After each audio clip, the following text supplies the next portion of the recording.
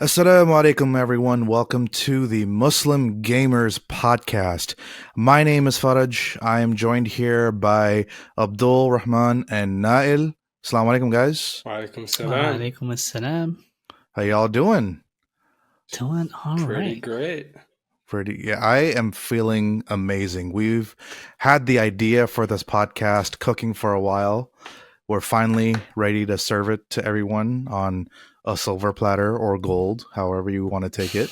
We're doing both video and audio, which is exciting. This is a first for me. I think it's awesome. So before we get started, I do feel like we should take a quick moment to recognize and to give a shout out to all the wonderful young people out there, all the wonderful youth out there that are speaking out and speaking with in favor of justice for our brothers and sisters in Palestine across multiple campuses in not just the United States, I believe in parts of the other parts of the world as well.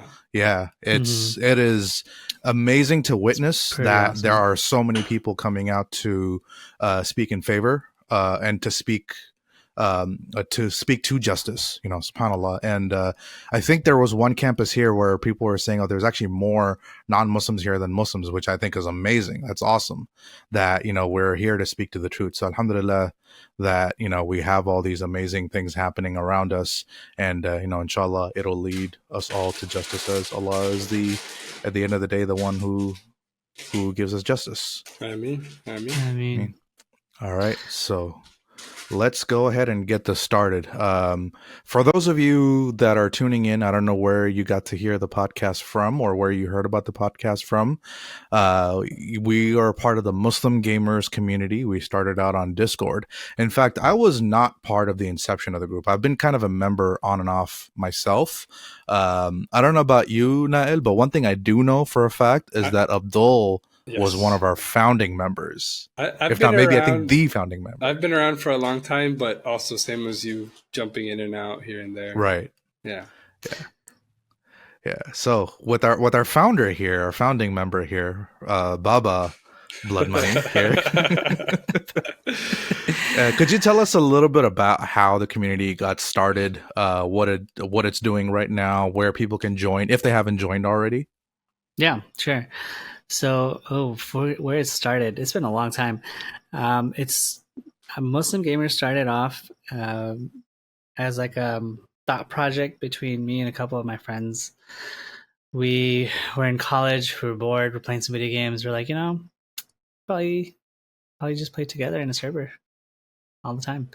And so we just spun up a server and we just played together pretty much every night, and word of mouth got out. A lot of other people got in, started playing with us, and all of a sudden we had a solid group of folks that were just tuning in every single week or every single day playing, and we were like, hey, this is I guess there's a need for this. People actually want to play with Muslims.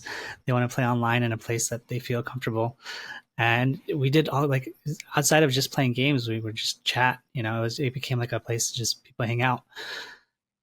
And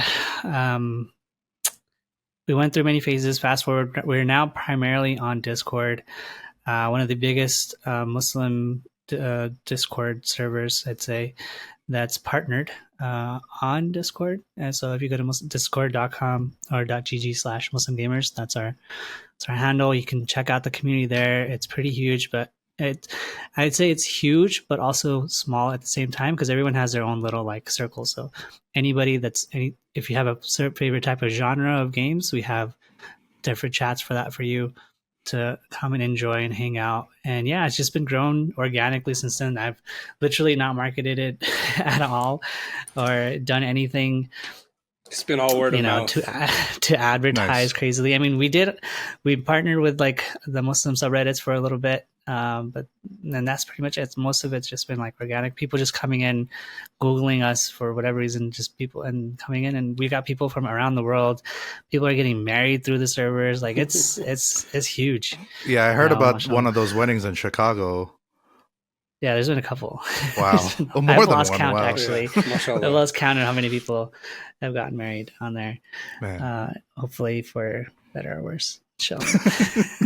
Speaking as married men ourselves, right? hmm um, yeah, I noticed the different variety of off-topic and on-topic channels on the Discord server for like anywhere from fitness to fatness to weaves. I like that, fitness to fatness. Yeah, it's great. Weaves only. Not to shame anybody, whatever floats your boat. But yeah, alhamdulillah, I think it's. I actually, kind of went into a bit of a rabbit hole the other day, going through like the Islam Q&A and Islam discussion channels. Those get pretty Oh, that interesting place as is always well. popping. Yeah, like you'll see. One of the interesting thing that grew up from this Muslim Gamers side project or experiment, you could say, is like there's a lot of young people that are not good at communicating like in real life, but they still want to chat. They still want to talk to people. They still want like answers. And surprisingly enough, they'll come here and they'll ask like Islamic questions. Now, we don't have any qualified scholars to give these questions, so a lot of it will feel to, hey, like go ask your, local imam. We'll give resources, we'll give questions, but there's some of them. A lot of times, just basic questions about our faith, and like our community does a really good job at answering these. And there's a lot of different viewpoints people bring in as well. And that place is always there's a lot of hot takes as well in there, but it is a popular place to be.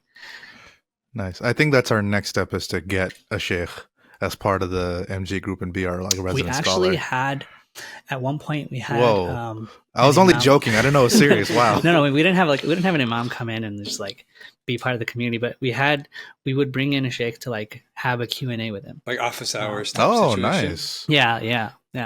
Okay. Because it just got to the point where people had so many questions, and we're like, it's probably a good idea to just bring in a scholar. And Yeah. Okay. have Are them there any answer. plans to continue that? Because it sounds like it's not happening as much anymore. So yes and no.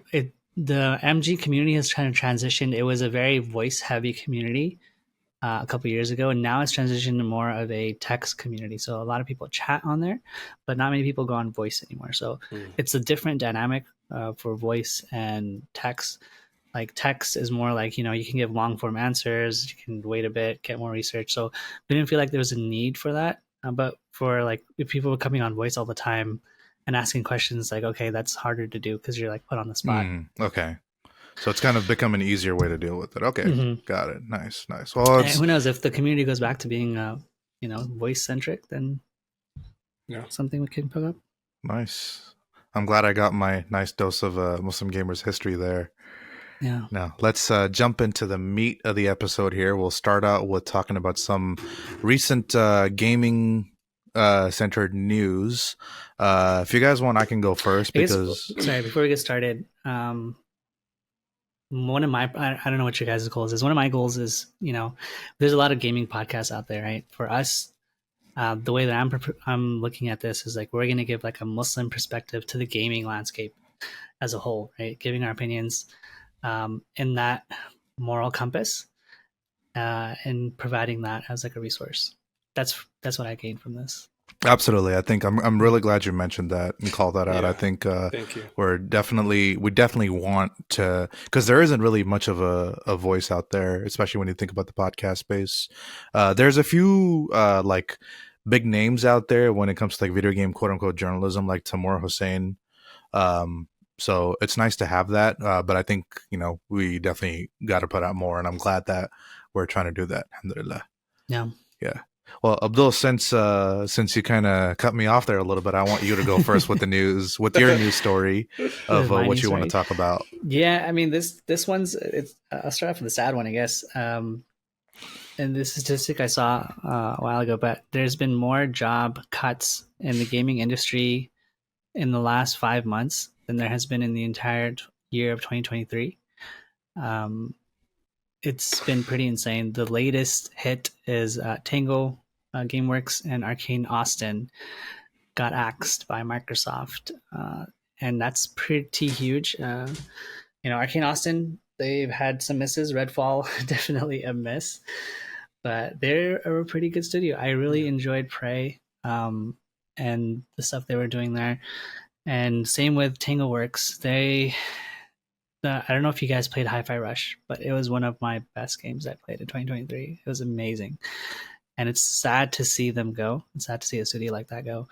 And all for the sake of like corporate profits. These whole layoffs, It's a write-off for them. is just Basically, yeah. It's for short-term gain and corporate profits. And there's like a longer discussion we can have on like the devastating impact it's going to have, because there's so many jobs are being lost, right?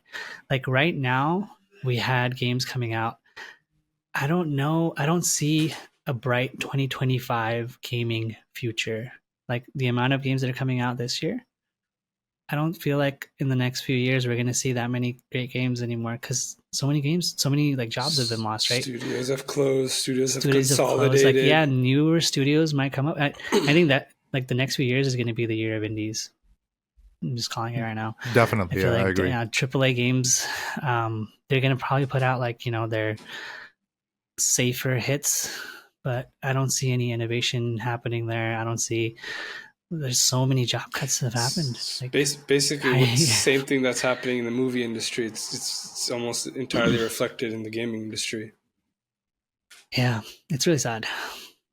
Yeah, speaking to that corporate greed bit, it's kind of what ends up happening when you have public corporations where they have to answer to shareholders, and the shareholders, all they're going to care about is the bottom line, is the profit. Infinite growth. They just want to keep growing.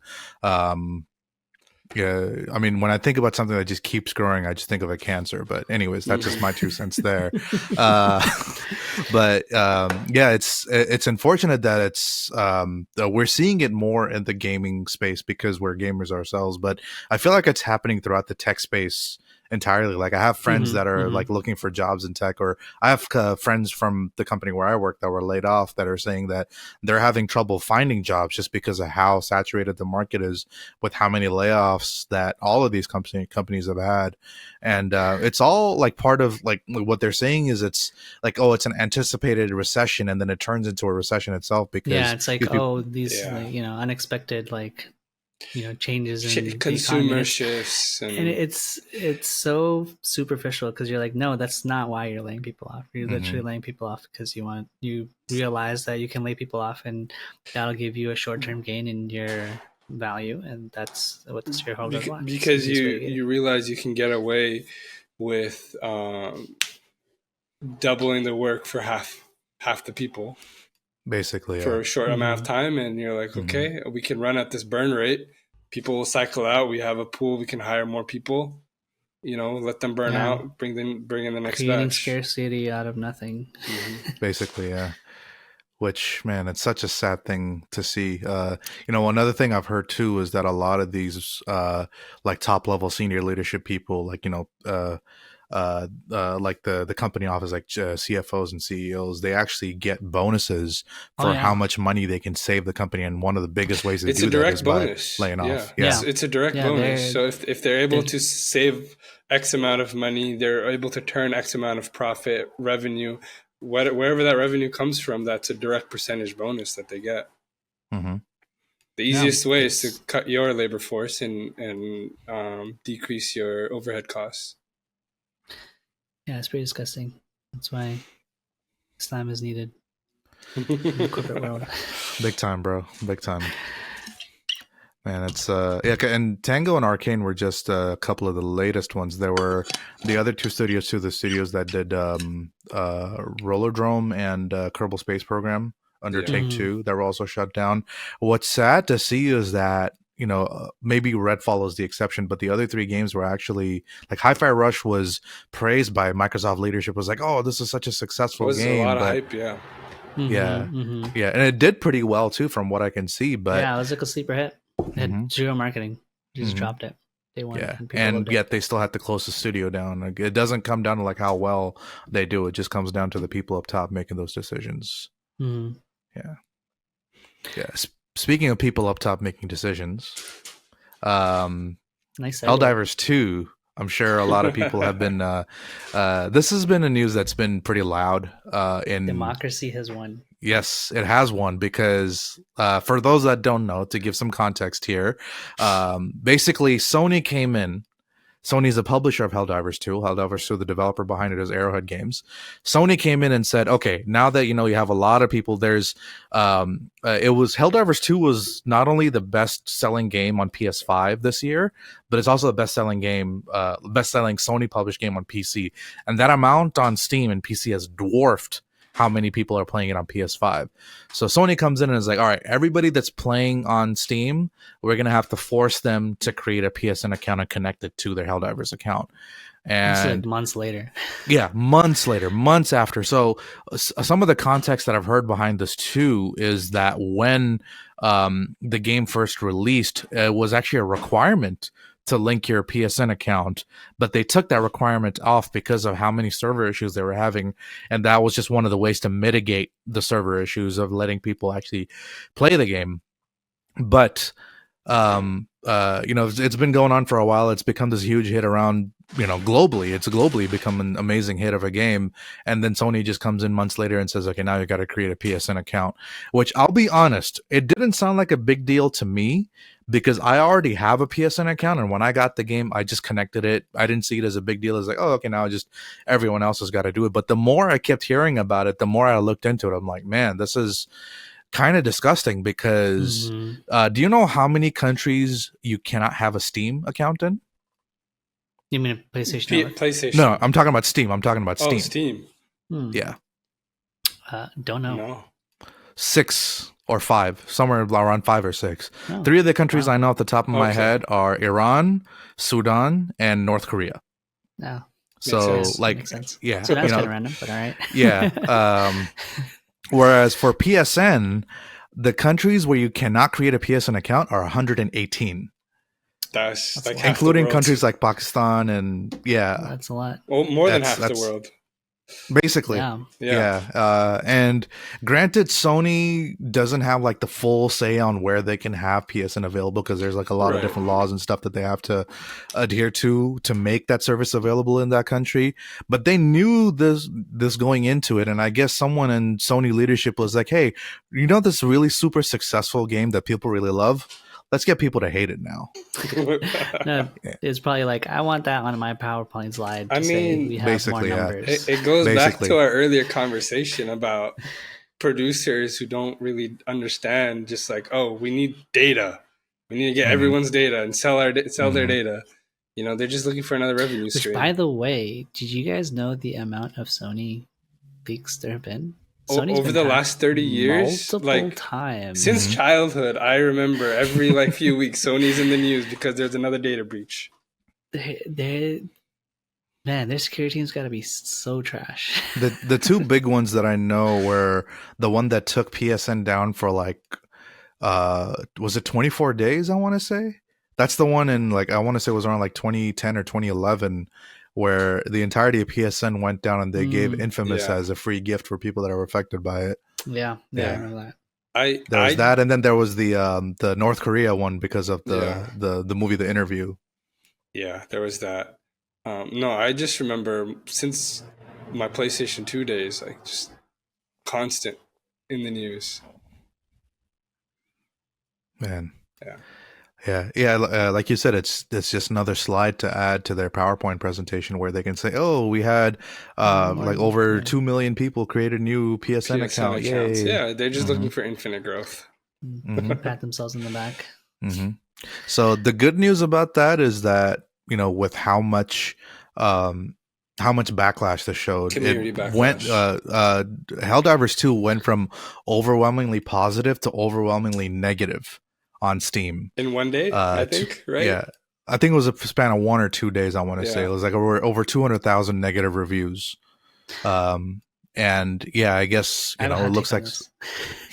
Go ahead, so please. My hot take is, I don't think the reviews or any of the outrage affected anything. I think it came down to the amount of refunds that they'd have to issue. Thank you. I was about to get to that as well. That was a big thing, because it was Steam that ended up actually refunding the game, because Steam's refund policy, I found this out the hard way, by the way, was that you have to have less than 2 hours of game time and own the game for less than 2 weeks for you to request a refund from Steam. There are some exceptions where Valve would actually grant that refund to you, but I guess this is one of those cases where people with like over 100 hours of game time were still able to claim refunds because they were literally not going to be able to play the game anymore. Yeah. So if they that weren't in one of the 70 odd countries, they wouldn't have been able to play. Basically. Yeah, and I think you're definitely right, Abdul. I think that's definitely a huge factor. You know, they don't want to break that relationship with Valve. Yeah, and it's a good indicator of like, you know, what with your wallets. I think gamers are the worst when it comes to being restraining themselves. Yeah, that's the word. Yeah. When it comes to voting with our wallets, we're just ready to like buy the next chill sequel. Out. Massive amounts of money for garbage.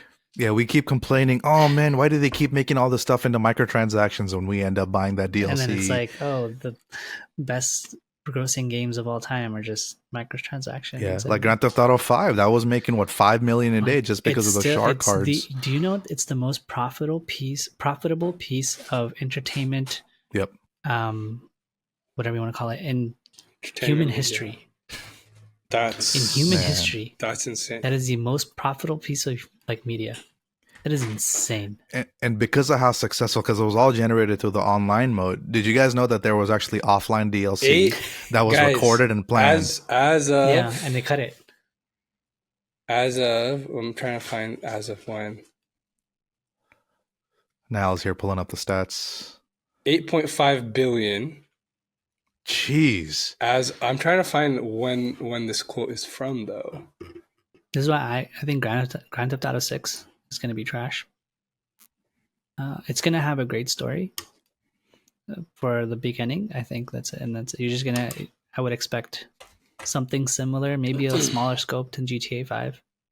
And the rest of it's just going to be online. I have a feeling that they're going to get too ambitious with the online and it's all going to come crashing down. I really hope so. Honestly, because then we can hope it crashes and burns just like Red Dead Redemption 2. Mm-hmm. Yeah, Red Dead 2 trashed and burned pretty hard in their online because they tried to do the same thing. Yeah, as GTA 5 and it didn't pan out. Yeah, I think given the economy right now, like people are kind of tired. Even gamers are tired. They don't have the dispensable income that they once had to like spend it on microtransactions. They don't, but they still do. They do, but at some point, like people, I feel like are going to reach a threshold where it's like, okay, I gotta, I can't. No, they're just going to go into debt. I think. You think the addiction is that bad? You highly underestimating the. I think you're just a responsible adult. Maybe you're just mashallah. Maybe very responsible. No, but there are people. There are whales You're that right. are not rich. You're right. They go into massive debt over games. You're right. They're not made of money. They just have an addiction. Yeah. It's literally gambling. I think I've heard of stories, and I think it was in Vietnam where this kid was playing some online free-to-play game that required a lot of microtransactions, and ended up this kid couldn't have been older than like 11 or 12. Ended up killing his neighbor to loot money from her just to pay for his gaming habits. I remember hearing that story. Yeah. So there's a lot of craziness around that. One thing, to going back to Helldivers too, one thing I do want to touch on, kind of want to get your see if you guys have heard anything about this, because I only heard one snippet about this where there was some instance of the EU investigating Sony for possible fraud around this whole Helldivers 2 debacle. I couldn't find any solid article or anything that stated like what was the basis of the fraud allegation or what the allegation even was. Have you guys heard anything about that? I have not.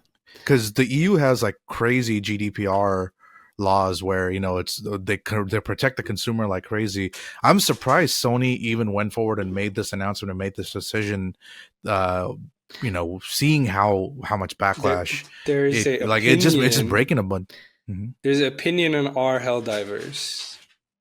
That's where I saw it from. Yeah, there's an opinion on our Helldivers on Reddit that like someone said like they might be breaking EU laws, but I don't see any news articles or anything like that about them investigating or anything like that.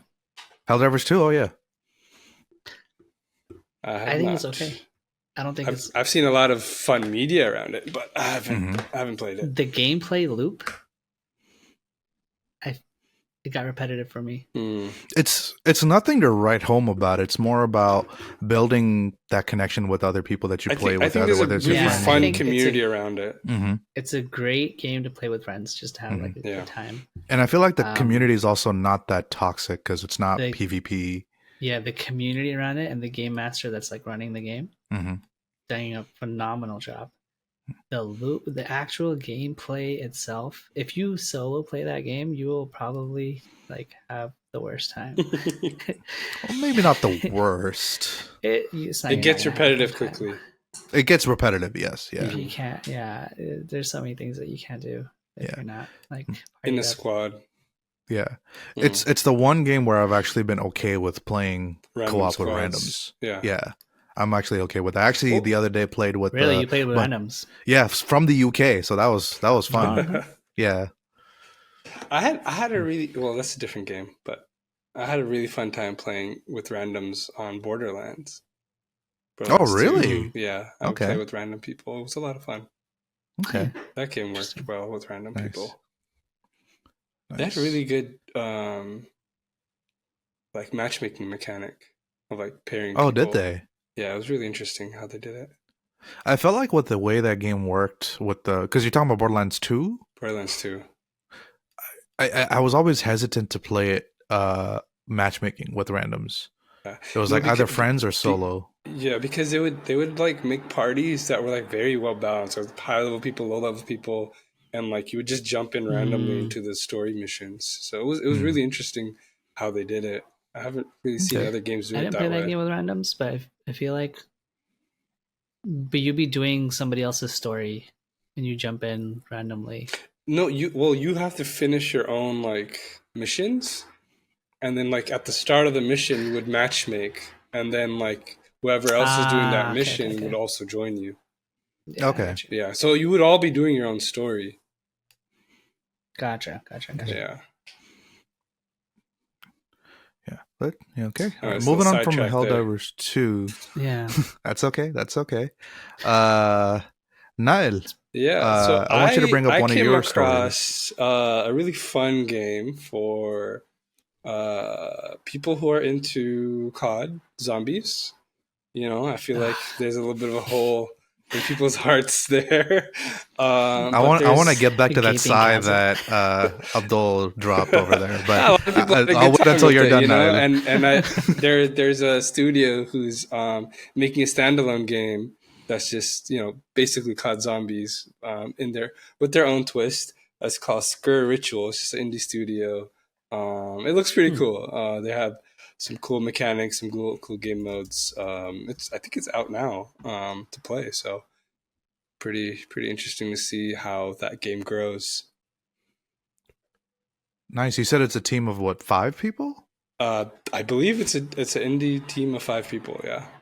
Speaking of indie devs that are small, Manor Lords. Oh yeah, that was one dude behind Manor Lords. That's crazy. God, the game is insane. One dude made the whole game. I actually haven't checked out anything about Manor Lords yet. I need to do that. It's on my wish list. I'm going to get it eventually when it's off early access. Yeah, let me know once you get it. That game is right up my alley. Like it's a city builder strategy game, which is like my jam. Nice. Yeah, you love your city skylines. Oh yeah. Let's not talk about City Skylines. Too soon. It doesn't exist. Too soon. Going back to Ritual, it actually has a free demo on Steam for those interested to check it out. Oh, yeah, and it's put out by Wales Interactive. So yeah, you're welcome there, Wales Interactive, for a little bit of free publicity for you guys. Have people check out your game. Nice. Yeah, but yeah, indies, like you said, Abdul, it's going to be next few years is just going to be the indie scene, which I'm completely okay with. I love. There's a bunch of indie games that are awesome out there. I think I've enjoyed indie games more than I have AAA games like these past few years, I'd say. You know, with AAA games, how do you feel about a AAA game like Dragon's Dogma? Or Dragon's Dogma 2, rather, to be Dragon's specific. Dogma 2. Man, I have played a lot of that game. It is the most mid game that I would recommend anybody play. Okay, it's hard. I have to stop right there. This is where the grandpa and the boomer in me comes out a little bit. What is it? What do you? I think I kind of understand the term mid when you say something is mid, but how would you explain? Like it's just okay. Like it's not gonna. It's like it won't change your life. So the most okay game, basically. So the thing is, the game is amazing, but it's also just okay at the same time. What are the things that make it amazing? Like the story, the mechanics. As a sandbox adventure, like fantasy adventure game where you're out adventuring with your companions, making your story as you like travel this amazing world, and like you're just making your own adventure. It is amazing at that. It just falls short at delivering a deep story. It falls short at delivering a complex end game. There's a lot of things that it falls short on, and you're like, oh, like, what's new here? What evolving thing will do now that my powers are evolving? How will the game evolve with me? Never evolves. So the story doesn't scale with what you're accomplishing. Exactly. And it's the story is kind of forgettable in my opinion, but the game is it's such a good game. It's so sad. So you're kind of seeing it as lost potential. It is. I see it's such a lost potential in so many ways. Like if you took the world building of like a Dragon Age game, put that into Dragon's Dogma 2, game of the century. Like it'd be amazing. But unfortunately it's not there. How would you say it compares to Dragon's Dogma 1? Because that had such a cult following. I did not play Dragon's Dogma 1. I didn't. It was on my thing of things to play. I didn't get to play it, unfortunately. So this was my first time diving into it. Dragon's Dogma 1 is $5 on Steam. I have read, though, that Dragon's Dogma 2 is kind of like a remake of Dragon's Dogma 1. It's not like a continuation. It's like a remake. From those that played 1, you're kind of doing the same thing in 2. And just to be clear, you're not talking about Dark Arisen, right? Which was supposed to be like the remastered version. Okay. That's what I've heard anyways. But I didn't get to play 1. Yeah. Actually. Okay. But yeah, I would recommend you try it out. Apologies for the technical difficulties there. First episode bugs and all that. But yeah, Abdul, you were talking about Dragon's Dogma. Yeah, the technical best mid game you will ever play. The best mid game you'll ever play. The technical difficulties of that game, or the limitations, or whatever is causing like such a FPS dip, was the amount of NPCs. Apparently, the game is just loading NPCs, all of them, in a way that's just bogging down everyone's computers. Really resource heavy. And the way around it, people found out, was by killing NPCs that weren't really story. Like they weren't important to the story. And I think that's funny. Yeah, and it makes sense that the NPCs are causing this, because if you've never played Dragon's Dogma 2, a good large portion of the game, or basically a central point of the game, is like people as a player create an NPC that then gets uploaded into the cloud of NPCs that any other player can then take and then use them as like a party companion. Interesting. So the game always has this like massive amount of NPCs that are available for people to take in on their adventures. So that's probably why. Sounds like a good idea in theory, but I guess in execution. Execute the technical. Yeah, I'm sure they'll bug it out eventually, maybe. But I don't recommend it if you don't have a high-end gig. Even if you have a high-end gig, like expect drops a lot. Or if you're okay with playing at 30 FPS on console. Yeah, too. Which I mean, it's not that bad. I mean, it does look very pretty. I like that you can climb all these monsters and like with the Cyclops or something, you just classes in the climbed game, pretty good. Combat is super sweet. It's not deep, but it is good. It's crisp. Satisfying, from what I hear. Yeah, because I played a little bit of Dragon's Dogma 1, and that was the feeling that I got from it. So I think that's pretty cool. It's nice that there's a nice open world game out there. I feel like there's more franchises that should break out into open world. So that's why I'm actually no. What are you talking about? Well, I was trying to transition into my next story. That's what for Star Wars Outlaws. Okay, you can go Thanks ahead. for ruining my segue there, Abdul. Sorry. Abdul has strong opinions about open world. But you know what? Let me actually, before I get into that story, I want to hear what got you so triggered, though. Do you not remember the open world craze? Like a few years back, every single game wanted to be open world. The state of current Ubisoft exists the way it does because of open world. This open world craze. Yeah, the way it's like trash right now, which we're gonna get into, but it's no. Not every game should be open world. It's a terrible idea. Did I actually use the word every game or every franchise, or did I say like there should be more franchises? I said more. Like for example, I think as you know, people like when Mad Max the game came out, and I want to say it was 2015, people kind of dismissed it, and like most review outlets were giving it like 6s or no, maybe not 6s, but like 7s, maybe 8s. But that game was actually really fun. It's got a lot going. I remember for that game Mad just Max. not being that great. I didn't play it, but I had a lot of fun with it. It has like some of the best car combat that I've come across in most games, outside of Twisted Metal, maybe. But yeah, with us having passed May the 4th weekend, happy belated Star Wars days for those that partake. Let's talk a little bit about Star Wars Outlaws. I know this news is a little bit old, but I kept hearing so much about how people were just upset about Star Wars Outlaws having this like gold and ultimate edition that is super expensive. I actually have the link here, so let me just open it up because I can't remember what the pricing was in the US off the top of my head. So there's 3 editions to the game. There's a standard, there's the gold, and the ultimate. And the standard edition is at $70, which right now, in the US is about $10 more than what it used to be.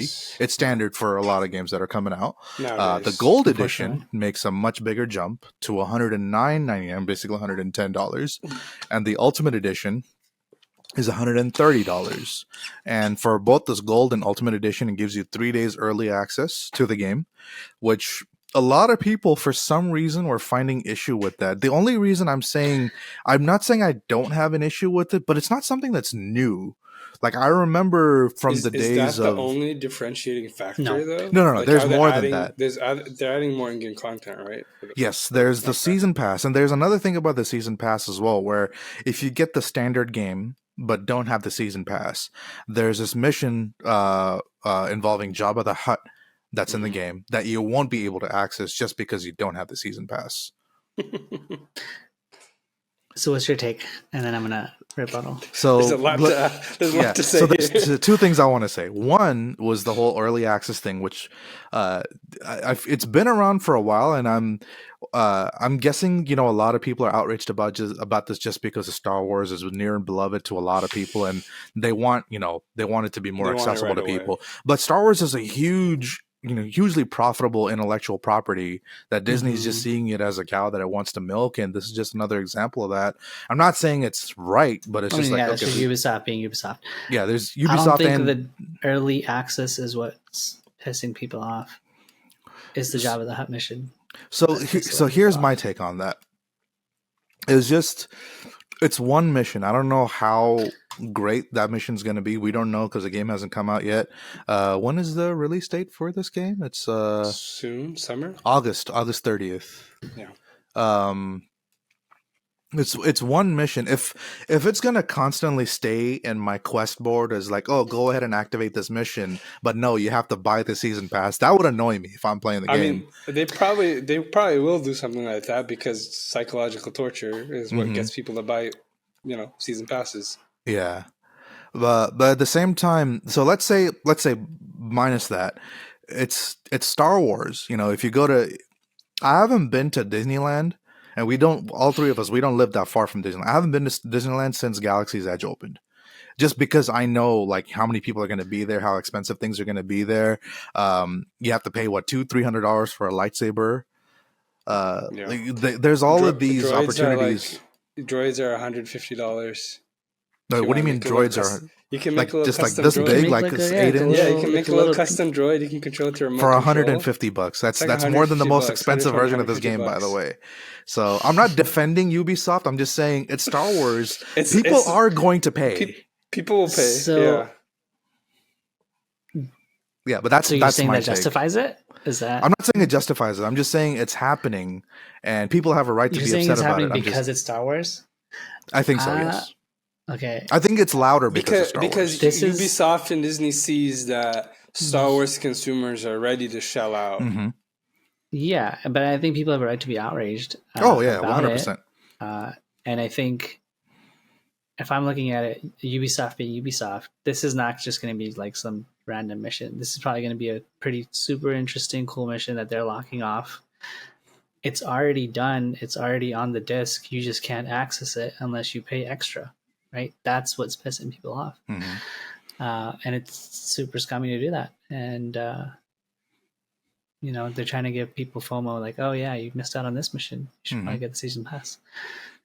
So if they do stick to that, what we should do is we should just add these games to our wish lists and wait until it goes on like an 80% sale because it failed miserably. I mean, that's how I buy all my games. It's not gonna fail miserably. It's not gonna fail. Are you kidding me? Star Wars Outlaws is gonna sell out. Here's another thing too, because so my whole thing about because people are getting upset about the price difference of like how expensive the Gold and Ultimate Edition is as well. That's been my main thing. I mean, we've seen IPs over the years, like strong IPs do the same. Like $100, for like Ultimate it's not that different. Yeah, like I think Fallout had like a $200 version with like but that came with a lot of like physical stuff. Yeah, like a collector's edition is but different. Like it costs them cents to make that stuff. It's not expensive on the company to make that and like ship it out to you. What's Forza's Ultimate Edition price? Like that was $100. $100, right? Forza Ultimate Edition. Like IPs that are strong get away with it, Mm-hmm. Like even with Ubisoft itself, they had Assassin's Creed Origins because that's where I remember seeing this as a big thing. Where not only did it have a clear standard Gold and Ultimate Edition, I don't think it had the early access thing with it, but it did come as a full priced single player game. It came with an online store of microtransactions where you could buy cosmetics. Assassin's Creed. Which this Star Wars Outlaws has that all written all over. Yeah. I would be surprised if it doesn't. People are going to want to customize their characters for sure. Yeah. With a slightly lighter jacket. That, Dishonored 2, was it collector's edition? The collector's edition? Yeah. How much did you remember? He's got the mask and everything. I have the Dishonored mask. You've seen it, right? Let's give our video listeners a little treat. Show off that mask real quick if you can reach it without breaking anything else. It's pretty sick. It is really sick. Nice. The mask. It's pretty sick. Yeah. And also have the a nuke from Fallout the Fallout. Oh yeah. Collection. Yeah. Yeah. Put it back. Yeah, sometimes the physical stuff, it can be hit or miss because because with cool. Fallout 76 they had the canvas bag issue. I don't know if you guys remember that, where people that pre-ordered it didn't even end up getting it with the game. Bag. Oh yeah, I remember that. I think I paid around $80 for the Dishonored edition. Okay. That's not bad. Yeah, that's when AAA game like that would have been like $60. Yeah. So like $20 more, like. And you get a whole like mask. That's pretty cool. And it came with the ring too. The ring as well. That's pretty cool. Yeah. Speaking of overpriced games or editions of games, Tarkov, $250 edition. That's a very expensive escape. To give some background, so Tarkov's like a pretty sweaty game. It's like a real life, like it's like a realistic. like a milsim type. Milsim. Yeah, realistic extraction shooter. And it's a very, very hardcore like fan base that are like rabid about this game. They had Tarkov devs had like $150 edition of the game, where it promised every single future DLC to be included as part of that package. Like if you bought that, that's in. You're locked in. You never have to pay for anything. life. Yeah, ever again. I want to say that was around what, $100? 150, I think. It was. Wow, 150. Yeah, which is already hefty. okay. I mean, like if you're thinking about it like long term, right? If there's like DLC that are $30 each, whatever. Recently, what they did was they released a new $250 edition of the game, which comes with its own PvE mode, like a brand new mode for PvE, which people have requested for a long time, and it's been PvP for a very long time. So for people that just didn't want to be super sweaty, they wanted like more casual gaming, they can do PvE mode. That mode and a bunch of other like game-breaking advantages that you would get as being as a bot that like basically pay to win at that point you were for $250. And guess who don't get any of that? The people that I really hope it's not those $150 for the game. That is insane to me. Like how the devs thought that they could get away with this, and I don't know if they will. They are backpedaling a lot of it, but it seems like they're trying to stick to their guns of like, hey, they're trying to say that the PvE mode isn't a new DLC because it's a new mode of the game. Unless if it's an entirely different game, it's DLC. That's hard disagree. No, I don't think you could put any definition of semantics that will pass on that. Unless hard it's like, disagree on that. Oh, we made a new game. But, no, the only thing that would justify this for them is them saying, "Oh, we actually want to be greedy, so we're charging people more and betraying the people that paid the $150." Yeah, honestly, that's the only thing that would be correct here. This is just them being super greedy and like taking advantage of their user base. Fan base. I just want to make a quick call out. There have been, since you mentioned backpedaling, there have been so many stories of backpedaling with the furthest back I can remember is the whole Unity thing, where Unity was going to charge per install, and then Sony with Helldivers, and then now this is just what is up with all these companies just outraging I think the consumers. This goes back to my earlier point of gamers just being spineless. The companies genuinely feel they can get away with this, and then they're like, "Oh, if we can, then we'll just backpedal it, and they'll be fine." Right. And these decisions are coming from people they who are keep not trying connected. to push us to like greater, like that's how it started. Like, you know, we were complaining about horse armor in Skyrim years ago. Now and freaking every game stuff. has a horse armor with different shades of colors for like $30 each. People are okay with that. So it's they're just greedy, and they're trying to push the envelope. What was it? Halo Infinite's multiplayer mode had a Master Chief from Halo 1 skin for $20, which is more like twice the price of Halo 1 in the Master Chief collection. That you can get an entire game for half the price of one skin. Yeah, that's pretty insane. Yeah. But that is pretty insane that they thought they could get away with it for $250. Now, this is only something I heard off of from hearsay from like another friend of mine that's a little bit more plugged into the gaming space. I didn't get a chance to ask him to elaborate, but the devs behind Tarkov have this. He mentioned this to me as they have this reputation of kind of being a little scummy. Do you guys know anything about that at all? Because I haven't. Tarkov was never really my type of game just because of how sweaty it got. I don't know that much about them. I have heard that same sentiment though. But I don't play Tarkov, so I'm not really close to it. But I've heard a lot of like community complaints are never addressed, or they haven't addressed the cheater problem at all, and it's like pretty rampant with cheaters apparently. Okay, it's like a big thing. Maybe they need to get de novo or something, make their game even worse. Please don't.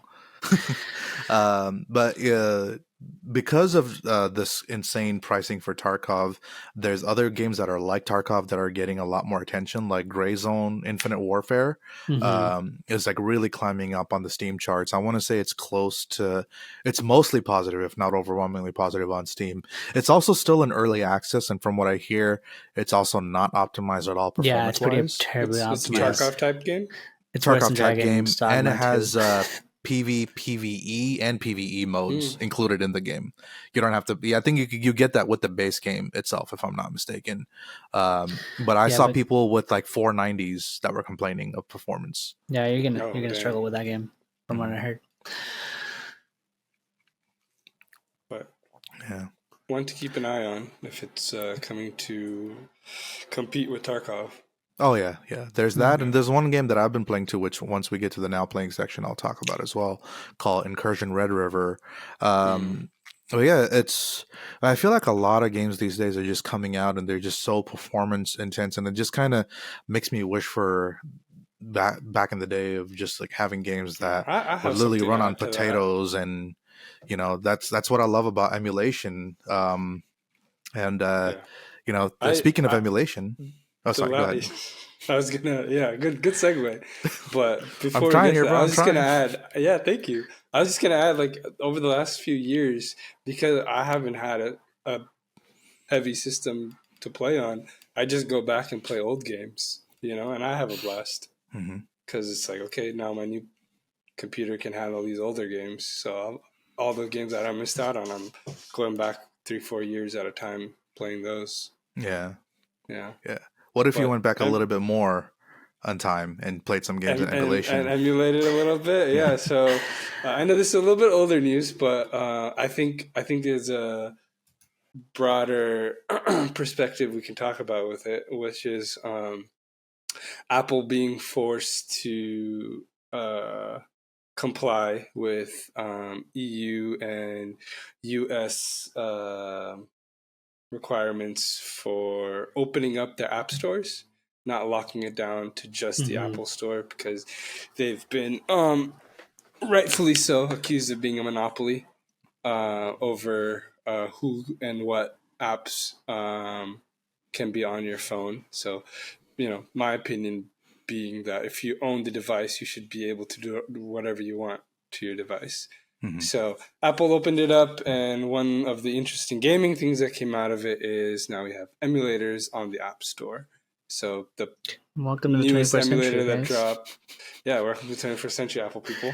The newest emulator that dropped, I think, is Delta, and they hit like #1 in like one day on the App Store. So that was pretty indicative of the desire from consumers, I think. I'm guessing Abdul is the only non-iOS person here. No, I'm on. Oh, you're on Android as well? Okay, so I've been the only one on the dark side. Okay, that's good to know. Loser. That's a good story about emulation, because there was a very tragic one about Yuzu getting shut down, the Switch emulator by Nintendo overlords, which is really sad. And because Yuzu got shut down, I think it was the other Citra. Citra also got shut down because they were like, we're gonna also. It was basically the same devs that were behind Citra as well. It was similar development style and everything too. That's a huge blow to the Switch emulation community. Huge blow. Yeah. But hey, they're coming out with Switch 2, so maybe. I mean, okay. They're working on they're working on that one. No one gatekeeps, the ability to emulate and do whatever you want with the things you own more than Nintendo does. Oh, 100%. Because, in their terms of service, like one of the things they were arguing during the whole Yuzu debacle was, you're not allowed to even rip games from cartridges that you own to be able to play it whatever way you want to play it. Like that itself is a violation of your terms of service, which... Yeah, I mean, going back to what you said, now, if you own the thing, I feel like if someone were to take them to court for that, they'd win. I think it's shaky grounds. I don't know. I think it's shaky ground because it's copyrighted material. They'd still be able to say it's like copyrighted code that you're taking out of its original form. Would the same thing apply for like if you're trying to rip a Blu-ray? I mean, in the US, they'd for sure win. No, I mean you can record like that's why we have VCRs. Mm-hmm. It kind of all goes back to those old laws. Yeah, I mean digital media is different than they're going to take it from like IP standpoint. Mm-hmm. I think probably. Yeah.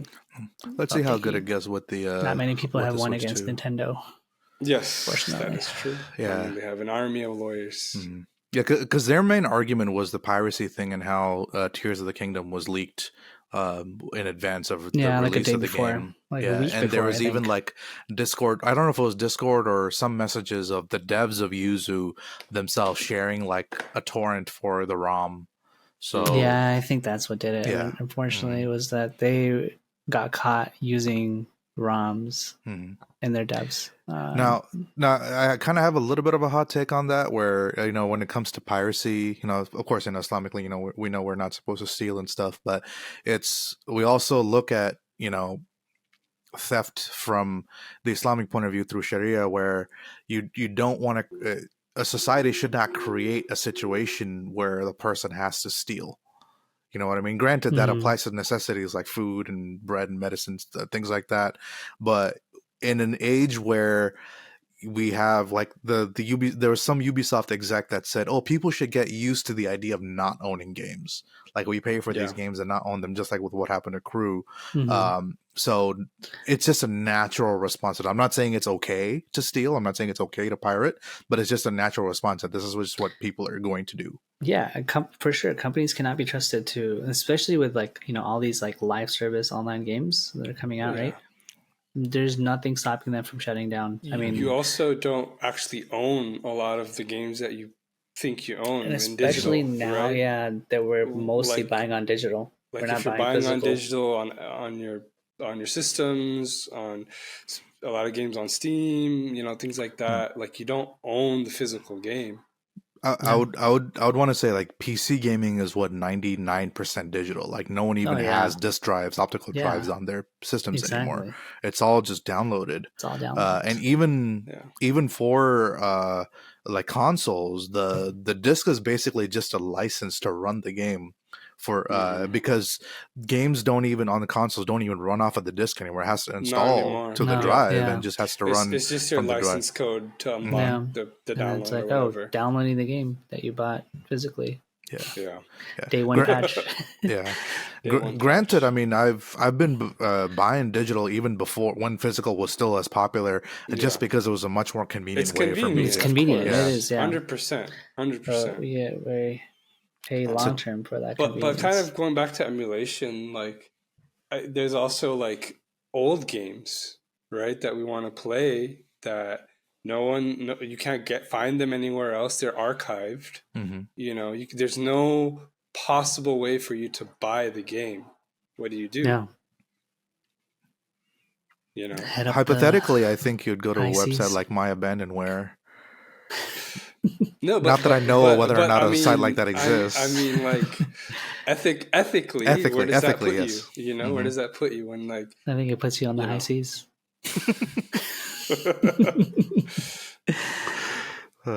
Once again, for disclaimer purposes, we're not endorsing piracy in any way. We're just seeing it as the natural response to a lot of corporate greed. Speaking of corporate greed. This story really upset me when I read this quote from Mike Ibarra, who was a former developer under Microsoft, or I think it was a former executive under Microsoft. No, he's president. Yeah, he's a former Blizzard president. He wasn't just anybody. Oh, okay. Yeah, he was a huge top level of Blizzard. Oh, president of Blizzard. That's why he was under Microsoft. Okay. Yeah. I was trying to place that because I didn't put that in my show notes or in my notes there. But anyways, he basically said that, I played this game and I really enjoyed it, and it made me think about tipping the people that made the game. So I think, tipping people that make games should be a good idea. And I'm like, what the bleep are you talking about, dude? Like, are we trying to bring in like restaurant level tip culture? Like, for those that don't know, in the US, if you go to a restaurant, you're kind of encouraged to tip. Like there are workers that like required now. Basically, yeah. Like there was a joke it's gotten so bad that like you'll be at like Ace Hardware, and they turn the screen around for you to tip. Yeah. No, I saw one where it's like someone is thanking someone for the military service. Like, hey, thank you for your service. Oh, you're welcome. And they hands them a tablet of like, here. Granted, that's like that's a joke for sure, but this is like the reason why but these are the tipping memes is that are coming out because of like how bad it's gotten. And the reason why tipping is encouraged is because if they're allowed to be tipped, they could be paid by their employers a lot less. So if let's say if a game is really good and it's performing well in the marketplace, people are buying it more, the company itself, like the executives, are the ones making all this money. But they're saying that, oh, you should be able to tip it. And they're just using it as a way to justify being able to pay the people that literally develop and make the games, the coders, the developers, the designers. And for sure that those tips are not going to the actual devs. Like just like how the tips at the restaurant aren't probably going to the waitress that served you. Exactly. Like that's the most ridiculous statement. And I mean, to begin with, like these games are, like we said, nowadays $70 at minimum when they're launched, and on top of that, like, which a lot can be said about the base price. Like if we were to look at it, like, let's take everything else out of the equation. If we were just throwing a single player game for $70. I mean, $60 games have been around for a very long time. They've been around for $10. Like years. Everything else is inflating like crazy, right? $10 increase in a single player game with nothing else. It makes sense. I can get behind that. I do understand it, but we grew up in an age where games were like $30 on launch, $40 on launch, right? To see that number become $70, it hurts a little bit. But like, I get it. But that base price is no longer the only source of revenue for that game. Most of those games have microtransactions, something else that's DLC you're paying for to hike up that price. It's not just a one-time $70 and that's it. You're never paying again. Yeah, I mean, it's not surprising that a president of Blizzard, of all people, would be the one to say that. They've got microtransactions galore on every single one of their games. Like Diablo 4 was probably my most disappointing. I mean, I still play it. I'm not gonna lie. It was probably my most disappointing game of last year, just because of I just felt like they're just so in your face about this whole microtransaction thing in the game. Yeah, I'm not surprised. Yeah, Blizzard sucks. No. Even though we end up playing a lot of their games, right? Not anymore. I haven't touched a Blizzard game in a long time. Oh, really? I remember you were maining Overwatch like crazy. I was, yeah. That's it. After Overwatch, that's it. That's okay. Overwatch so if you're not 2 playing, basically destroyed everything. Yeah, basically, yeah. So if you're not playing Overwatch, I think it's a good way to jump into games that you are playing. So we'll start with you again, Abdul, our founder. Tell us about some of the games that you've been playing. I'm attempting to play through Baldur's Gate 3 with my wife. Okay. We took on this journey. It's probably going to take a year. But it's going pretty well. I'm not going to lie. It's a great game. The story is amazing. The world is amazing. The combat, not everybody's taste. It is a CRPG, and like that top-down view of like turn-based combat, not everyone's cup of tea. I really enjoy that genre. I'm having a great time. My wife also really into having a really good storytelling game, so she's enjoying it as well. Man, that game is wild. It's wild how good that game is. I thought about installing it to try it out, but the game's file size is like close to 150 gigs on PC. It is, yeah, it's massive. Game. Yeah, but it's also like a massive game in and of itself. It is a massive game. Yeah, huge world, and like like meaningful side quests. Just the amount of world that you explore is pretty ridiculous, and the freedom to explore in however way you want. Like every class you play, you'll have a different type of play. Like there'll be unique things that you can do like I'm playing as a bard. I get unique dialogues as a bard that I wouldn't if I was a barbarian or a cleric, whatever. So like there was one section where I found this like cult of like demonic, like there's like these fish people that were like summoning some sort of like a god of destruction, and then I outperformed them as a bard to negate this person that was trying to trick them into summoning this, and then they turned on that guy instead of me because I did a better job at being a bard, which is hilarious. That's such a unique gameplay. It's just you wouldn't know that option even existed if you, because my wife didn't have that option. She was playing it. She was like, oh, I either have to kill these fish people, or like I have to do a persuasion check on that guy and try to like meet halfway. But I couldn't get the fish people. She's like, there was no way for her to get the fish people on her side and also kill the bad guy. And I had that option. So that was it's one of those unique things, you know. Now I know Baldur's Gate was made by Larian. Did they make? There was another CRPG they made not that long ago. Was it Pillars of Eternity 2 or no? Not same. That was Obsidian, right? Yeah, that's Obsidian. There was another. I think it was. Maybe I am thinking of Pillars of Eternity too, because what's great about these CRPGs, because I heard in Pillars of Eternity 2, you can get this ability, or like you can start your character off with an ability to talk to animals, and that means you can literally talk to any animal, like a random bird on a tree. Gate, you can talk to any animal if you have that ability. Honestly, it's essential. So there is one party member you can get that you can get them to have that ability. Okay. Highly recommend having someone being able to talk to animals, because every single animal voiced has their own thing. You can get quests from, like, it's insane. They have their own little world, like any animal world, and they're doing their thing. If you're playing a druid, for example, you will interface a lot with the animal world, and you'll be like, oh wait, there's a mouse running around, like let's talk to it. Oh, the mouse will tell me that this person is evil, key info, and there's like a secret hidden thing over there, and you're like, oh, I didn't know that, let's go check it out. You know, it's like crazy stuff like that. You wouldn't know so it detailed. Yeah, it's no wonder they won game of the year last year. Wow. No wonder at all. It's pretty incredible. That's been the main. Outside of that, I've been playing a lot of Balatro. That is super. I'm really scared to try it because of how I hear it's just so addictive. One of my friends messaged me out of the blue the other day, told me don't buy Balatro. Well, I'm sorry, because it's in my Steam. I pray for you. I know, I noticed it, but I'm still not. I noticed you playing it too, because I know we can't play the same game at the same time. But there's so many games I have installed on my Steam Deck or my PC at once that sometimes I just run into. It's paralysis. A super easy game. You know, play in and out. If you don't know what the game is, it's basically like a card game, poker-esque game, but that's where the comparison just drops. It's like a puzzle game at the end of the day where you're trying to it's like a roguelike card game. That's what it is. But an actual poker cards. Roguelike card game? I think, Nael, you have to play the game to understand it, but I don't fully understand it. The two don't fun. Compute. All right. It's fun. It's super fun. No microtransaction, no pay to win. There you go. Straight up fun. Yeah. Super cheap too.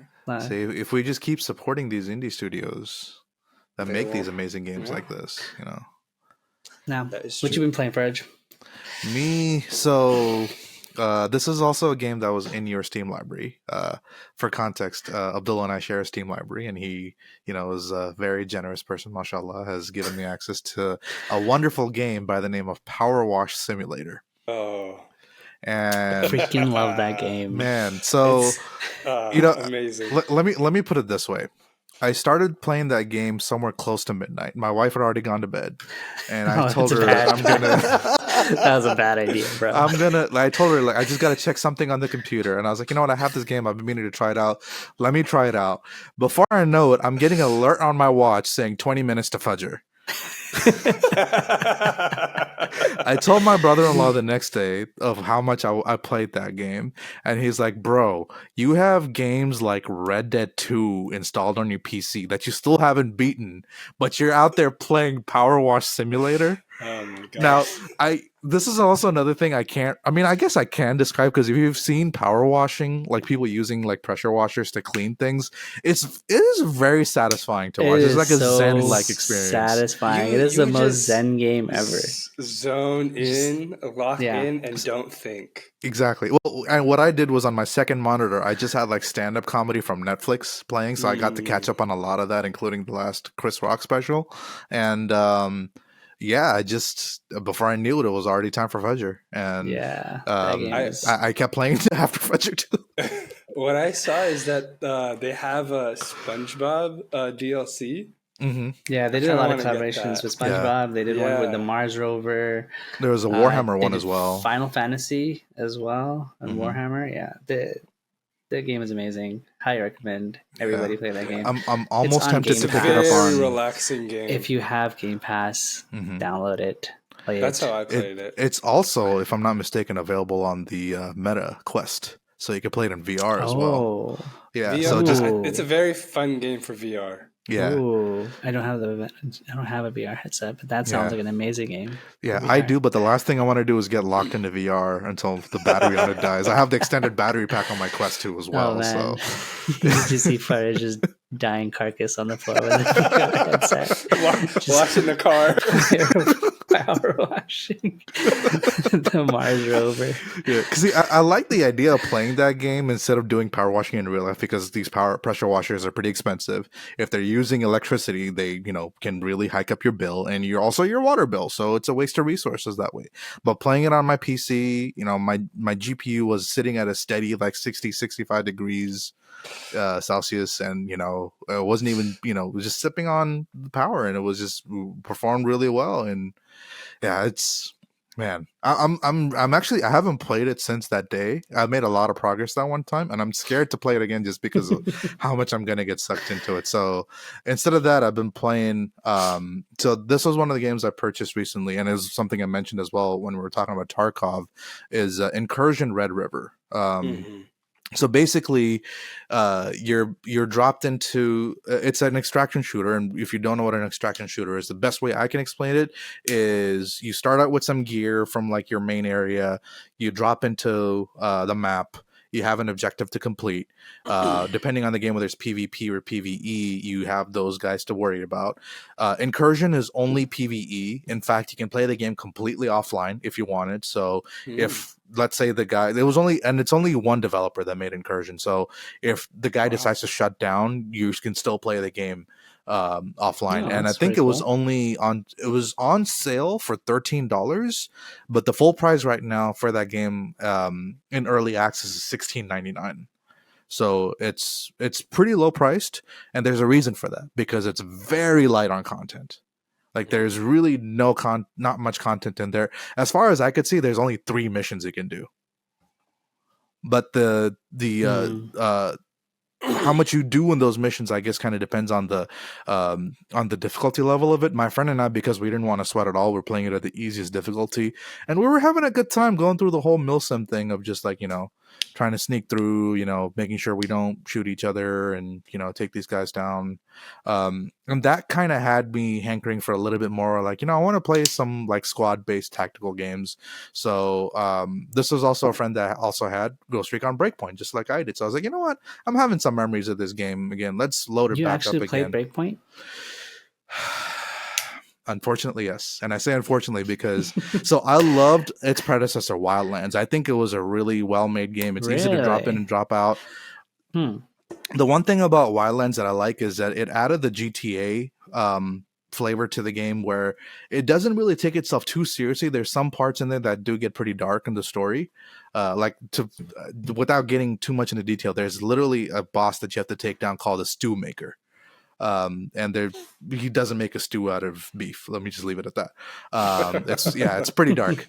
But it's a fun game to jump in and out of because you don't have all this like crazy exposition. You're given maybe a max of 3 cutscenes per boss you have to take down, and there's like I want to say like maybe 30 or so of these like main guys that you have to take down, and any objective that you have to do to take these guys down, it's given through your radio transmission that you can do while you're playing. If you get into a firefight, your character literally says, "Oh, hold on, Bowman," and then start shooting. And then once the firefight is done, it's like, "All right, go back and say what you're saying." So it's the exposition is not like it doesn't get in the way of your gameplay. Whereas with Breakpoint, they decided to turn it into almost like an RPG where you literally have to sit through wheels of dialogue. I felt like they just put a lot of money into casting John Bernthal for the game. So they have to make was it worth Breakpoint the one where they were doing the whole Ubisoft Quartz NFT thing? Is that the I one? forgot about that. Oh my god. Oh man. Yeah, that's I forgot the one, about that. Yeah, they did that and then they backtracked that immediately too. Yeah. Oh man. What a dark phase of tech that we've been through with NFTs. Forgot about Thank that. God it's dead. Man. I'm so glad it's dead. But yeah, that game is just, I think you have to get to a certain point of the game. The beginning is just so slow that you have to get through all this dialogue and so much exposition. You're given all these flashback cutscenes. It's like, I don't need this. I just want to play squad with a friend of mine and try to sneak up on dudes and sync up headshots. And yeah, that's not the game for that. If you want the game for that, would be Ghost Recon Wildlands. And if you're getting that game, just get the standard edition. The DLC sucks. Just stick with the regular. It usually goes on sale for like $10. Solo? Yeah, you can. You get your AI teammates. In fact, it gets a little bit more difficult when you play with co-op because if you're playing solo, you have 3 other AI teammates. The moment one friend drops in, all your AI teammates are gone. So it's just you and your friend. So you can only 2-man it, which can get pretty fun. It might get difficult to get through some of the parts, but that's where the fun is.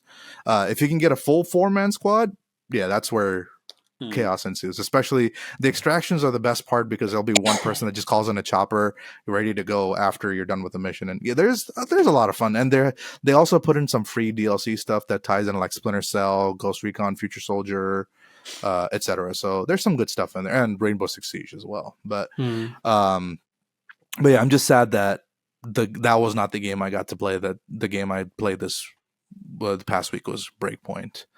But yeah, other than that, because of all the Fallout mania from the show, I decided to start up a new game of Fallout 3, which I actually never played through properly. I never beat it properly, so I started a new game. Been playing it on my Steam Deck actually, and it actually runs really decent. And you're playing without mods? It's sacrilege. I want to get through the vanilla game first before I want to try out mods, but then again, I don't even know. Yeah, I don't know if I will ever even get around to it with how much my Steam library has been growing. I even ended up, so I did that with Fallout 3, Fallout 4 as well. I know, Abdul, we've talked about this in the past when Fallout 4 came out. I personally prefer the gameplay style of 4 compared to 3. I know that you were the one that mentioned. Style? What was that? What do you mean by gameplay style? Just the combat, just the shooting. Oh, you can aim down sights more easily. Yeah. It's a better engine. It's a newer engine. Yeah, it's the same engine. It's just a newer version of the engine. It's a newer version of the same engine, but yeah, basically. Yeah. But yeah, I think you said something along the lines of if like the choices you make kind of really don't matter in the end for Fallout 4. But correct. I like that you actually have dialogue options to choose from in 3. Yeah, so they dumbed down the dialogue options in 4 to just 4 options because you can only select from one of the 4 face buttons on the controller. Which dumb idea. And just like you just lose so much variety of gameplay because of that, And even those choices, they weren't that impactful. Like in Fallout 3, they're all like one-word choices too, so you don't even know what you're selecting. Exactly. The stupidest thing about that game, multiple times you pick an option, thinking it's going to say so it doesn't tell you what the dialogue will be. It'll tell you the general feel of that dialogue. Yeah. And then you click on it, and it's like, and it does that's exactly not what I wanted to say. Do. Mm-hmm. It's like, I want to go semi-aggressive, and the guy's just like full on just assaulting the dude, and you're like, wait, hold up, like that's not what I picked. It's almost like the game is forcing you to like quick save, reload your save. Yeah, no, every dialogue scene I would enter quick save just before. Yeah, because you don't know. It was terrible. That's horrible. Like whoever implemented that. The 3, I feel like you had more global consequences. Mm-hmm. Yeah, your choices matter. The dialogue was a little bit quirkier. It still had that Fallout feel. Yeah. Definitely. I've been having some fun with that. Have you played New Vegas? Not yet. That's the one I've been recommended the most, just because it's by Obsidian. Yeah. These were the guys that originally made Fallout back in the day. I believe they were behind Fallout 1 and 2. Or at least some of the devs in there were behind Fallout 1 and 2 in Obsidian. But 3 is still good. I would recommend, after you do 3, do New Vegas. Definitely. Yeah, it's on my list. My ever-growing list, which I added another game to by the name of Everspace 2. Have you guys ever played either Everspace 1 or 2? I played on my library. Everspace 2 or 1? I played Everspace 1. Okay. A little bit. Yeah, because 1, so Everspace 1, it's basically a space combat game. Yeah, Everspace 1 plays more like a roguelike. Yeah, 2 is very different. Yeah, 2 is an open world. 2 is basically what I consider to be the spiritual successor to a game called Freelancer from back in like 2003 or 4 on PC. Freelancer, if you don't know, the guy behind it is the one behind. He's making Star Citizen. You're dissing Star Citizen, bro. Star Citizen is not the spiritual successor to Freelancer, because Freelancer was way easier to get into. The controls were a lot easier. It's not a game that people have poured.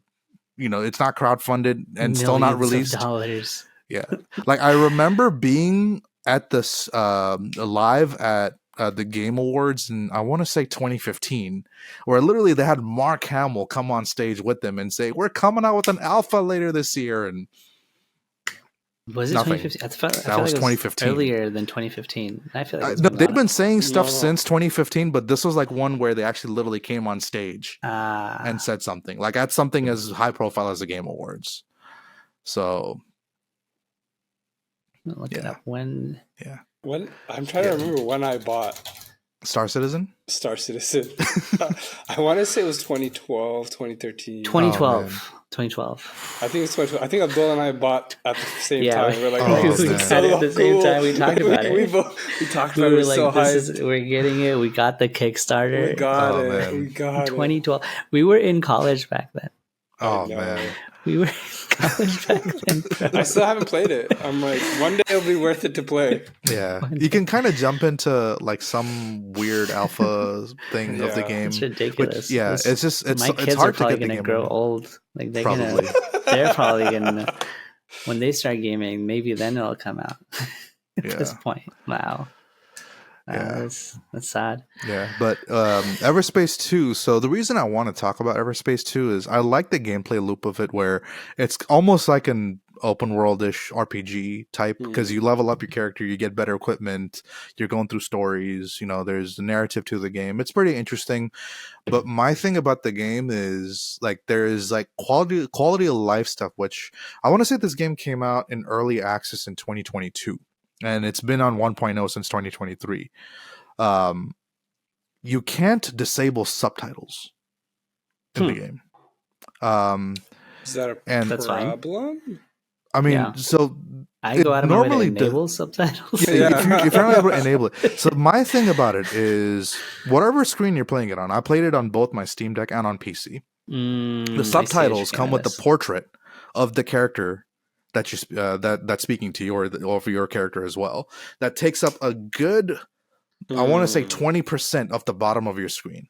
So it really gets in the way. Like as far as the UI goes, when you level up, the level up thing takes up a good, like it takes up a huge chunk of your screen. So it's just like, as much as I love the game, it just does not have UI decisions. The UI is it triggers me. It really triggers me.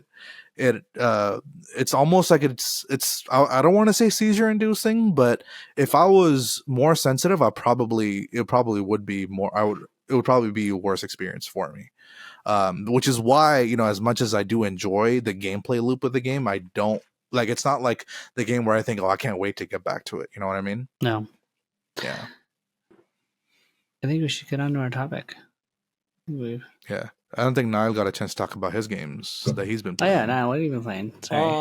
Well, I've had a little bit of a busy week, 2 weeks, couple weeks. So I've been haven't had a chance to play much, but I've played. I think I'm mostly done with Hogwarts Legacy. I'm like towards the end game now. Hogwarts Legacy is a lot of fun. I did have to wait a while because I wanted to play it on my Switch, which kind of sucked. Why? Because I can't play it on my computer. Won't run it. Yeah. So I was like, whatever, I'll wait. So, the wait ended up taking a while. But it's a really fun game, especially for the Harry Potter nerds. Very curious to know how it runs on the Switch. They made a lot of sacrifices for graphics, but it's still a fun game to play. It's still very fun. It is. It doesn't take away from the immersiveness, in my opinion. Like the graphic reduction doesn't take away from the immersiveness, because like it's like you're there in Hogwarts, Hogsmeade, the greater area. So it's a lot of fun. It's a lot of fun. Once I finish it, I'm gonna convince my wife to play. Have you, Faraj, I might spoil the game for you, but I have a question for now on this one. So I'm also playing I haven't gotten that far. I've only just unlocked some of the dark spells. So should I take my headphones off? No, you're fine. No, it's a gameplay you're actually question. Further along than you think. If you've started to unlock dark spells.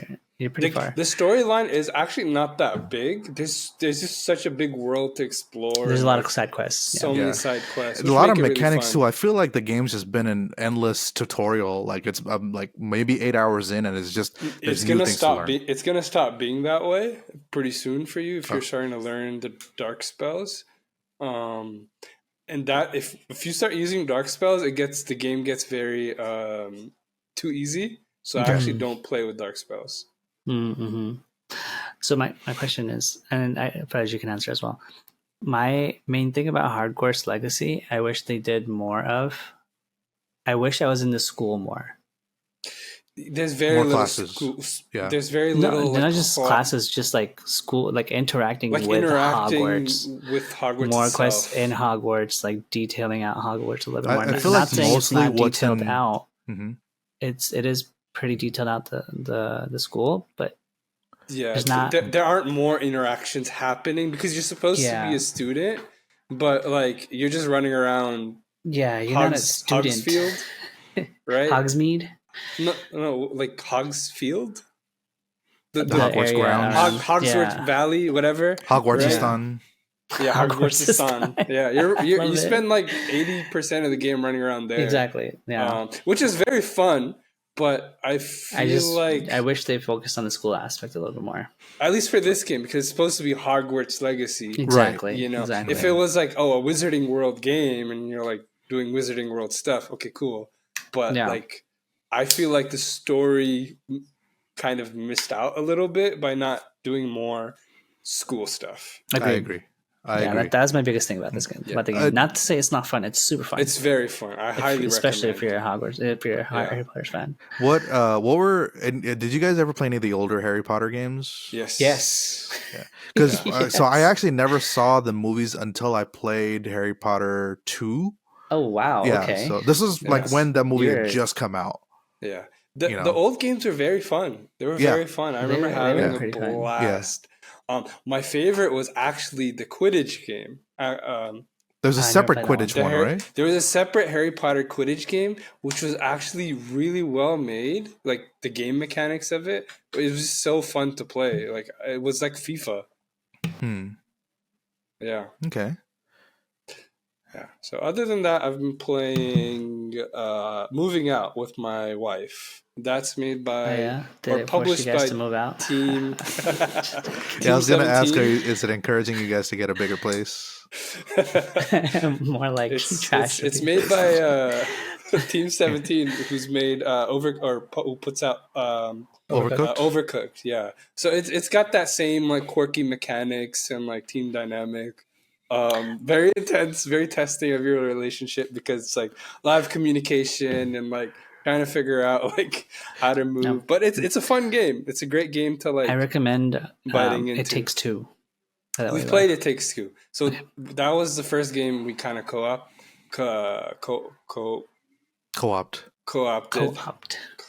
Is your wife a Star Wars fan? By any chance? Not really. Oh, never mind. She hasn't seen any of the movies. That's on my to-do. Eventually she'll see them. She's a huge Lord of the Rings fan. Oh. Yeah. Oh. Do they have a Lego Lord of the Rings game? Yes. They do. Dude, play that with your wife. We tried to do Star Wars together, but no. I'm gonna try Lord of the Rings. Yeah. Lord of the Rings. The Lego games are amazing. Yeah, I love the Lego games. I love. You can play the Lego Hogwarts. Yeah. Harry Potter. I think I might have it. I have to double check. I got the Skywalker Saga on my Switch, thinking my son would play it more, and he didn't play it at first. I didn't have a chance. I feel like he plays more on the Switch than I do. All right. And today, like without me even telling him anything, he's like, "Oh, I want to play the Star Wars game," and I was like, "Oh, okay." So nice. Little proud father moment there. Started him young. Exactly.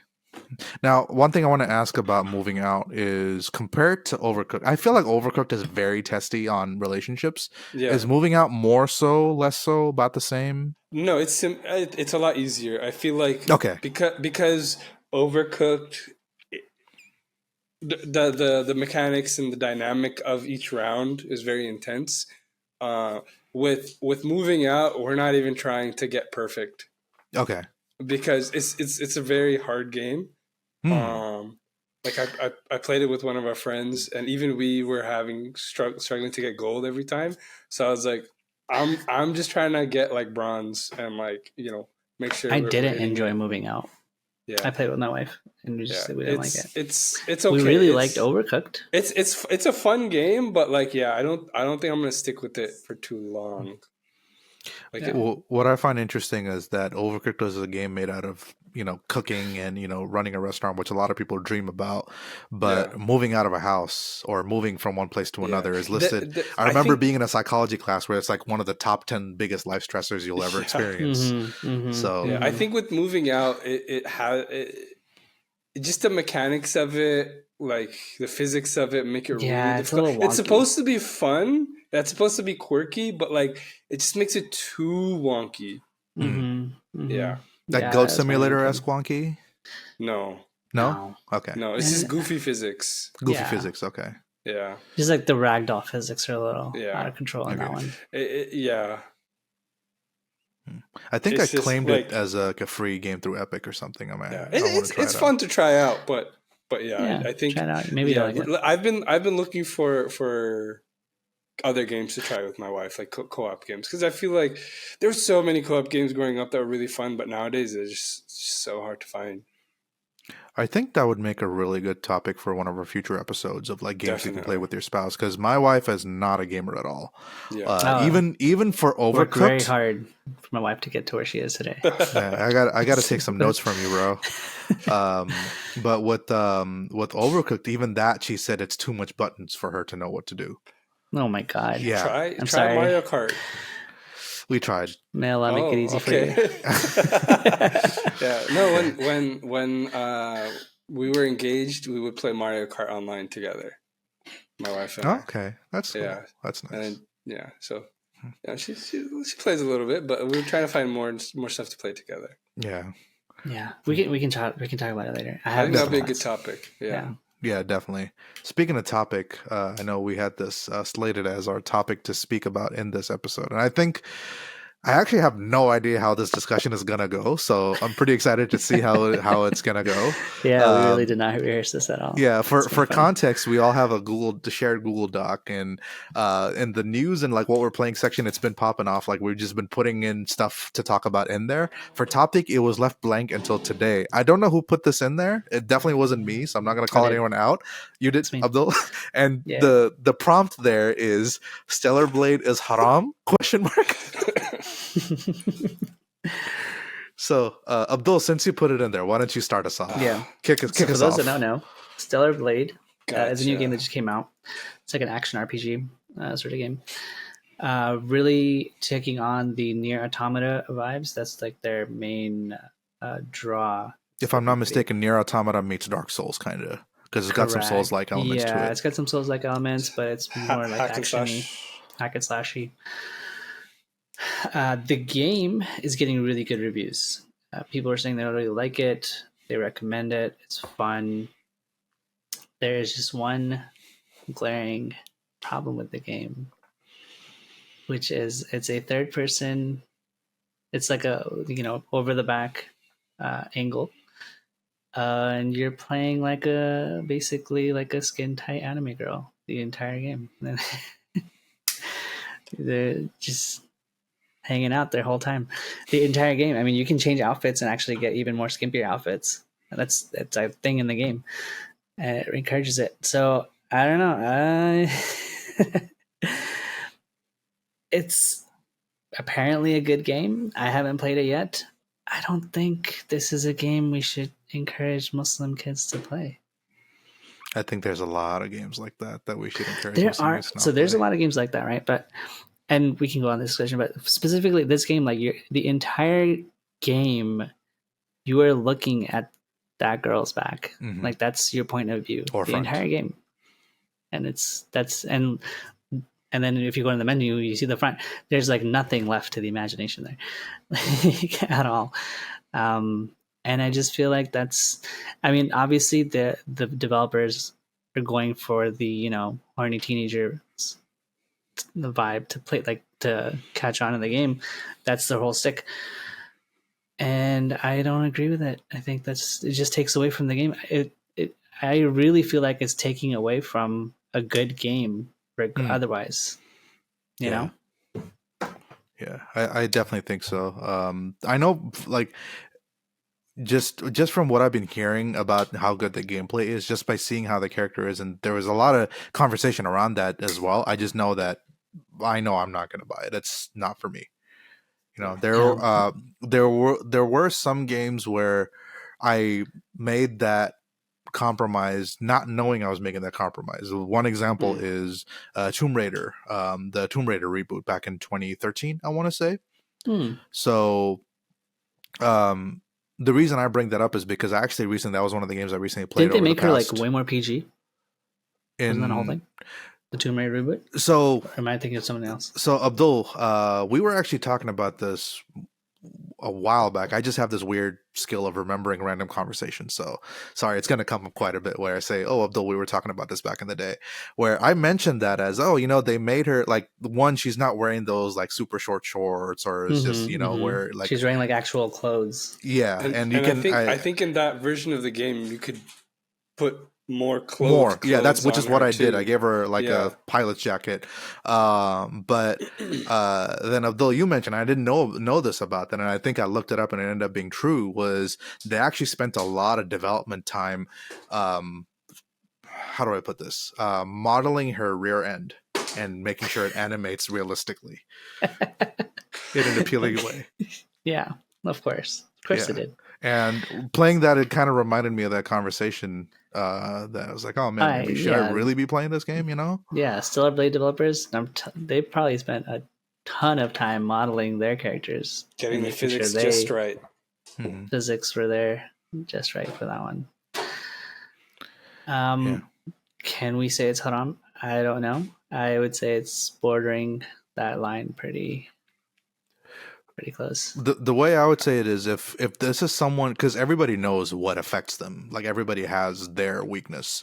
Like for example, there was one khutbah where the khatib was talking about shaitan in general, and said, everyone has a way, like shaitan has a way to get to everybody. And one of his friends growing up told him, man, there's just so many ads for alcohol. I feel like the influence for alcohol and the temptation to drink alcohol is everywhere. And he was like, really? Because I don't really see it. And that's when he realized that it's because that's the way shaitan was getting to that one brother, but not to this brother. So, everybody might have their, like, for some people it might be smoking. Is shaitan targeted advertising? He figured it out before Facebook did. I can understand that perspective on the one hand, but on the other hand, why would you subject yourself to that on purpose? Oh yeah, exactly. Not lowering your gaze, You choose to not lower your gaze. You can't play the game blind. You can't play the game blind. Yeah. Well, I mean, there are people that do with all the accessibility options. This is true. Fair. So maybe if you're one of those, but I mean, I guess. that's not the general. Yeah, I know. You know, then like 90% of gaming put on news doesn't apply to you. yeah. I think it was. To the best of my knowledge, and I haven't done it extensively, you can't put more clothes on the girls. You can only put less clothes on them. I mean, with the way the game starts out, for me, it's just like, no, it's not going to work for me. It's just not going to fly for me. Yeah. No. I mean, I feel like I don't want to turn this into a slippery slope, but that would also kind of apply to other things as well. Like, because I know a lot of, like, especially when I was, leading youth groups and stuff, there'd be some youth that, really talk about anime, like One Piece and stuff like that. But isn't there, I myself haven't watched One Piece. I'm not a huge anime guy. I've watched Death Note and some of Dragon Ball Z, but I feel like a lot of anime itself does have that. Yes, a lot of anime does. Fan service. One Piece is a very egregious abuser of the anime waifus. You want to say, yeah, they don't shy away from the lewdness, I guess you could say, of their characters. I haven't watched the whole ton myself, but yeah, anime in general. So it's depends on what genre you watch. So you can be kind of selective and just stick to stuff that's not as egregious. You can. You can probably watch majority of mainstream anime and not like Attack on Titan, maybe. Yeah, Attack on Titan. There's stuff when stuff is like geared more towards teenagers and things like that. It's gonna have a lot more. Whereas things that are for like the older adult crowd, with more serious topics, they don't generally sprinkle that stuff in. Right.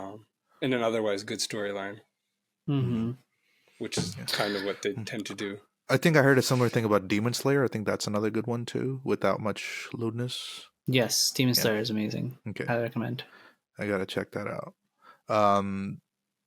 What about, since we mentioned Nier Automata, I'm just asking this as a question, just as a conversation piece of like, what about Nier Automata itself? Because it's we drew the comparison between Stellarblade and Nier, so I would have given Nier Automata a pass.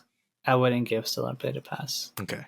Because Nier Automata, the default clothing, like, yeah, you see the legs, but you don't see, like, by default you just don't see the whole thing.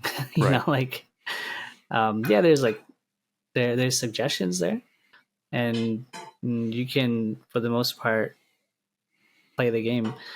But Stellarblade, there's nothing. There's nothing there. It's not as like in your face, I guess. Yeah. It's still kind of there. It's difficult. Yeah. it's a difficult choice. I think there was a video by Sheikh Asim al-Hakim where I know people kind of see him as like interesting or controversial, or maybe a lot of people might not even agree with what he says, but I just happened to check out or happen to watch one of his like short clip videos where because he gets a lot of interesting questions. One of the questions was, I play a lot of like, MMORPG type games, and sometimes I end up having a female character where the only options I have are like really skimpy clothing. Would that be okay for me to use? And he just straight up said, it's haram. Coming from a purely Islamic perspective, it's not something we as males are supposed to look at. Whether, I think the opposite would apply as well, where, females shouldn't be looking at shirtless dudes. So I don't know if like, if sisters can play God of War or something like that, but I think that's like a deeper conversation. Man, that's so sad. They don't get to experience the greatest father of all time in video game history. I was actually thinking of the older God of War games. PS2 era. I don't think I should play that game either. And if that's where you're going with that, but that is an interesting take. Yeah, MMO, especially Eastern MMOs, where they gender lock a lot of classes. Okay. Yeah. It's like a new trend now. Mm-hmm. Yeah, it's getting bad. A lot of those games at the same time are super pay to win. Would not recommend them. I used to be pretty heavy in the MMO space. I played a lot of MMOs, and those MMOs are just, they're not It's just so time sinks toxic. for us now. They're just money sinks. They're You literally they're cannot. just You will get to a pull the point lever. where you need to either shell out money or you can't play this game anymore. Yeah. They're designed to be very addicting. Yeah. There's lots of problems nowadays. I think that was a pretty good episode overall. I think we covered a lot of different bases. Yeah, with pretty long. Yeah. It's okay. We're only, I think we should have mentioned this in the beginning too, is like we're only planning on putting out episodes once a month so far. So, you can excuse our longer form content. Maybe if we're putting out episodes more regularly, it'd be shorter. But right now we're trying out the once a month thing. You can catch us on audio and video. If you're already listening to us, I'm pretty sure it's because you found us on either on a podcast app that you're already using or through YouTube. So you should be able to find us either place. Currently, as of this time of recording, we don't have anything uploaded on the Muslim Gamers YouTube channel, so this would probably be our first one. So we're gonna try this out. Episode 1. Yes, episode 1. Yeah, I'm really happy that we were able to do this finally, Abdul and Nael. Alhamdulillah, I'm glad that we were able to join together in this endeavor. You guys have anything else you want to add? No, it's good. I had a fun time.